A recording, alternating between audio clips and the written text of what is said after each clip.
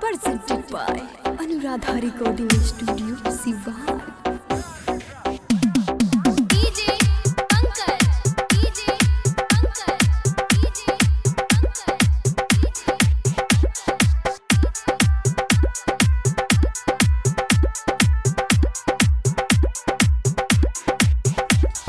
सुना गोरी चोलिया में रंग हम डालो, गोरी चोलिया में रंग हम डालो, सुना गोरी चोलिया में रंग हम डालो, सुना गोरी चोलिया में रंग हम डालो।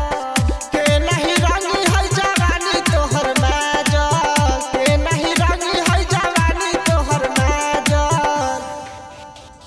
सुना गोरी चोलिया में रंग हम डालो, सुना गोरी चोलिया में रंग हम डालो।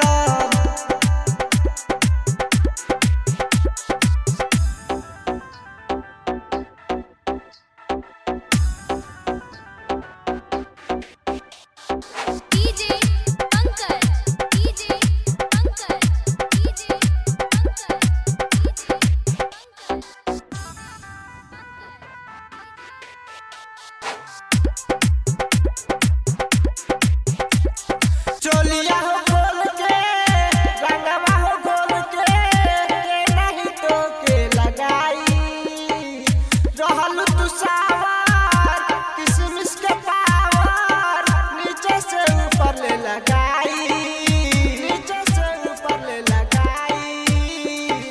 चोलिया हो खोल के रंगवा हो खोल के नहीं तो के लगाई रहल तू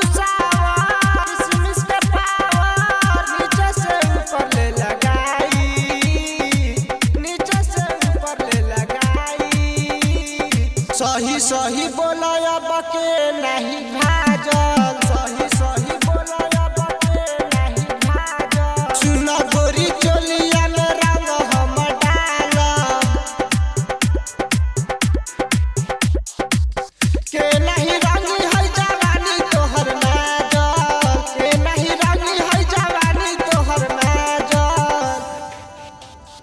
सुना गोरी चोलिया में रंग हम डालो, सुना गोरी चोलिया में रंग हम डालो।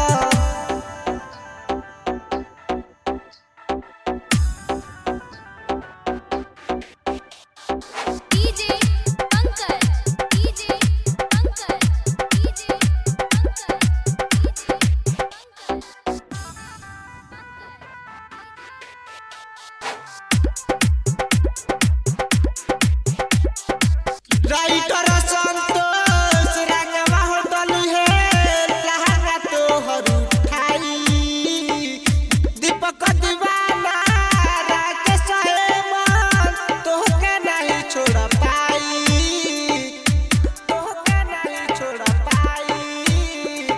राइटर संतोष रंगवा हो डली है लहंगा तोहर उठाई, दीपक दीवाना